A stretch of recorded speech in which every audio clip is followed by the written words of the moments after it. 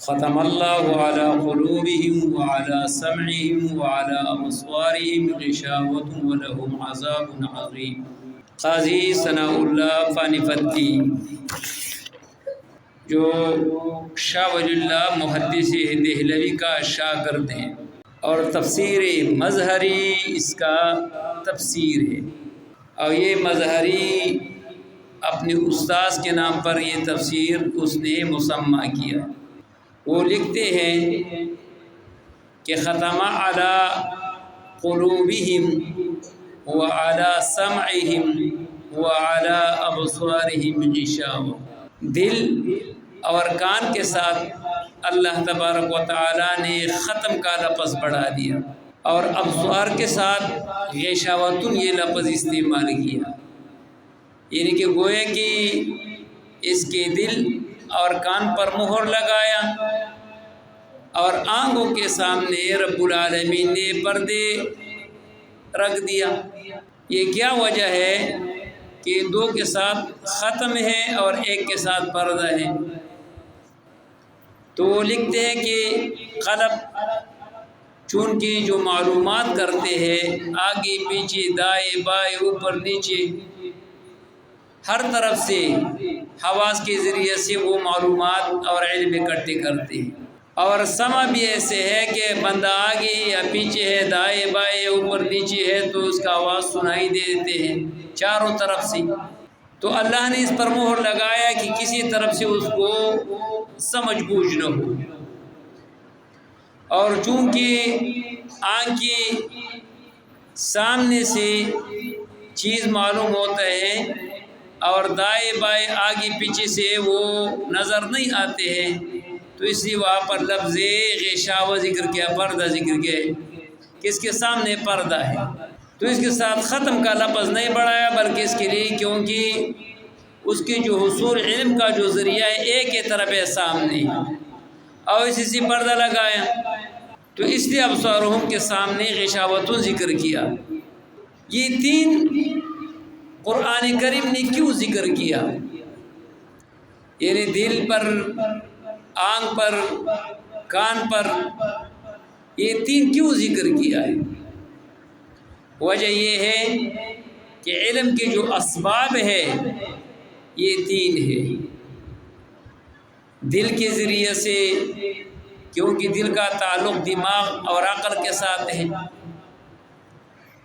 اور سمع علم کا جو ذریعہ ہے، سننا بھی ہے تو سننے کے ذریعے سے بھی علم حاصل ہوتا ہے، اور علم ایک ذریعہ آنکھ ہے کہ آپ مطالعہ وغیرہ کریں، تو اللہ تبارک و تعالیٰ نے ان تینوں پر پابندی لگایا تاکہ وہ کچھ حاصل نہ کر سکے، کیونکہ اسباب العلم یہ تین ہیں۔ تو جب آپ جان بوجھ کر کے اللہ کی بغاوت کر لیتے ہیں تو رب العالمین آپ کے جو ذرائع ہیں علم کے وہ بند کر دیں گے۔ یعنی جو لوگ اللہ کے بغاوت کرتے ہیں تو اس کے دل بھی کام نہیں کرتے ہیں، اس کے کان، آنکھ، دماغ سارے کے سارے اگرچہ ظاہراً تو وہ بہت کچھ معلومات حاصل کرتے ہیں لیکن وہ معلومات فائدے والا نہیں رہتے۔ یہ قلوب اور ابصار یہ جمع کی صیغہ ذکر کیا ہے، قلوب اور ابصار یہ جمع کی صیغے ہے، اور چونکہ یہ جو سمع ہے یہ مفرد کا صیغہ لایا ہے، تو بعض حضرات فرماتے ہیں کہ قلب بایک وقت کان سے بھی، آنکھ سے بھی، حواس کے ذریعے سے بھی علم حاصل کر سکتے ہیں، یعنی بندہ دل کے ذریعے سے وہ بہت کچھ حاصل کر سکتے ہیں چاروں طرف سے، تو اسی قلوب کا صیغہ جمع لایا ہے۔ اور اسی طرح ابصار بھی بایک کے وقت کئی چیزوں کی طرف بندہ دیکھ سکتے ہیں، لیکن سننا ایک ہی بندہ سے بندہ سن سکتے، ایک ہی وقت میں کئی بار لوگوں کی بات آپ نہیں سن سکتے ہیں، اس لیے سمع کا لفظ مفرد لایا ہے اور قلوب اور ابصار یہ جمع کا صیغہ استعمال کیا ہے۔ بعض حضراتوں کا یہ رائے ہے جو میں نے بتایا، اور بعض حضرات فرماتے ہیں کہ سمعن یہ مفرد نہیں ہے بلکہ مصدر ہے، اور مصدر کا اطلاق جمع اور مفرد پر یکساں ہے۔ یہ دل یہ مرکز عقل کے، دل میں عقل جو ٹھہر جاتے ہیں موجود ہوتا ہے وہ دل میں ہی ہوتا ہے۔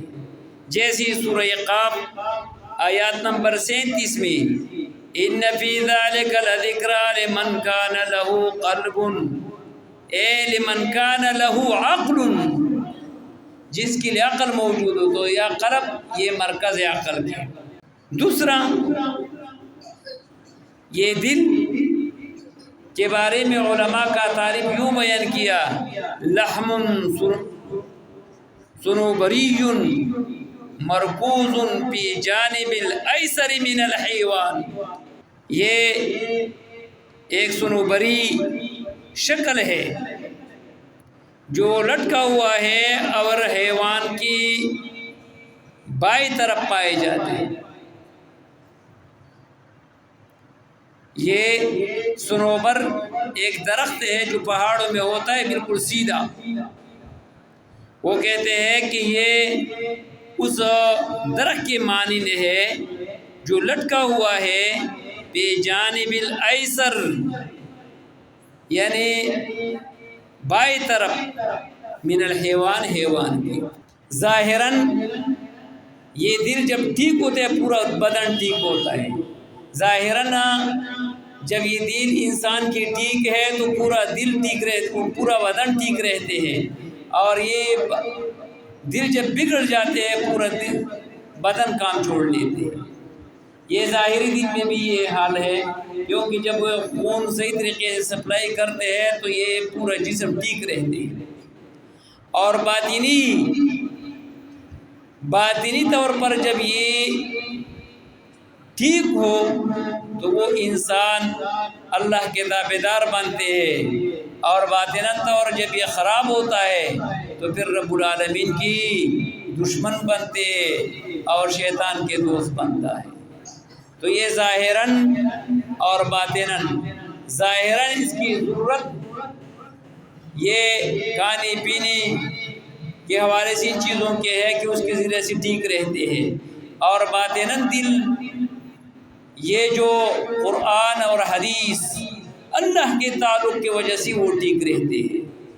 جب یہ یعنی وہ غذا ہے دل کے قرآن اور حدیث، اس لیے علماء لکھتے ہیں کہ رب العالمین کے دو گر ہے، ایک جو گر ہے یہ عرش ہے، فوق العرش ہے، ذات کے لحاظ سے رب العالمین عرش کے اوپر ہے، اور دوسرا گر یہ دل ہے، اس کو بیت الرب بھی کہا جاتے ہیں، کیونکہ یہ قلب الانسان یہ اس میں عظمت پائے جاتے ہیں رب کی۔ اس لیے امام احمد بن حنبل رحمہ اللہ نے ایک اثر نقل کیا ہے کہ اللہ تبارک و تعالیٰ فرماتے ہیں لا یسعنی ارضی والسمائی ولکن یسعنی قلب عبد مؤمن، یہ جو دنیاوی آسمان ہے، یہ دنیاوی زمین ہے، وہ میرے احاطہ نہیں کر سکتے، میرے ذات کا احاطہ نہیں کر سکتے، لیکن چونکہ میرے بندہ کے جو دل ہے وہ میرے احاطہ کر سکتے ہیں، یعنی اس کا عظمت کا وہ پتہ معلوم کر سکتے ہیں کہ کتنی عظیم رب ہے۔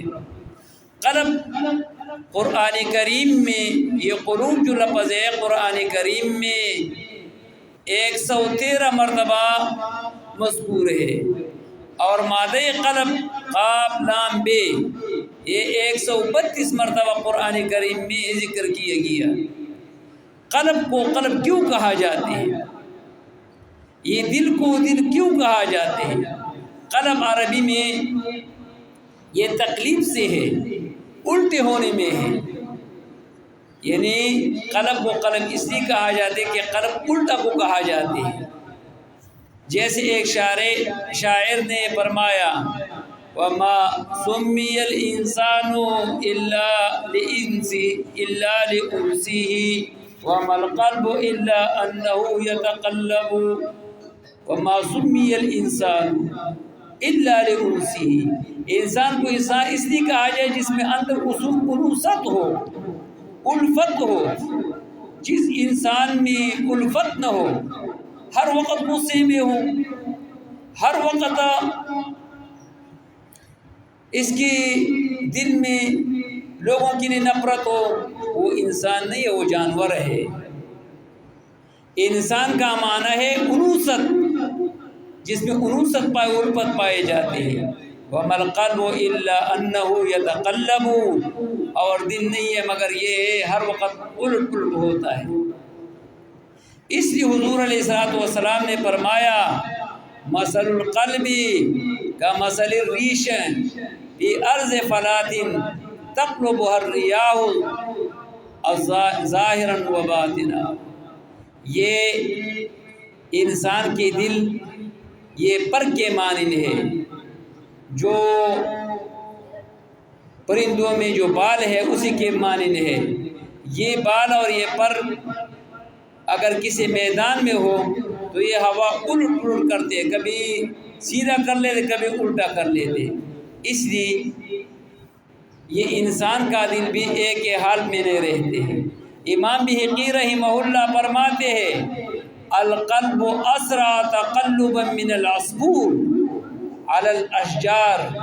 یہ دل یہ بہت زیادہ الٹ پلٹ ہوتے ہیں چڑیا سے. جیسی چڑیا وہ درختوں میں بیٹھ کر کے کبھی ایک ہی شاخ پہ بیٹھتے ہیں کبھی دوسری شاخ پہ بیٹھتے ہیں، اسی طرح انسان کے دل بھی کبھی ایک ہی حالت پہ رہتے ہیں کبھی دوسری حالت پہ رہتے ہیں. اس لیے علماء لکھتے ہیں والقلب یتقلب فی اليوم 7 مرات. دن میں 7 مرتبہ تبدیل ہوتا ہے. صبح اس کا ایک ہی مزاج ہوتا ہے، دوپہر میں اس کا تبدیل ہوتے ہیں، شام کے وقت اور تبدیل ہوتا ہے. یعنی یہ دل ہر وقت الٹ پلٹ ہوتا ہے، وہ تبدیل ہوتے رہتے ہیں. لہذا قلب کو قلب اس لیے کہا جاتا ہے کہ اس میں تبدیلی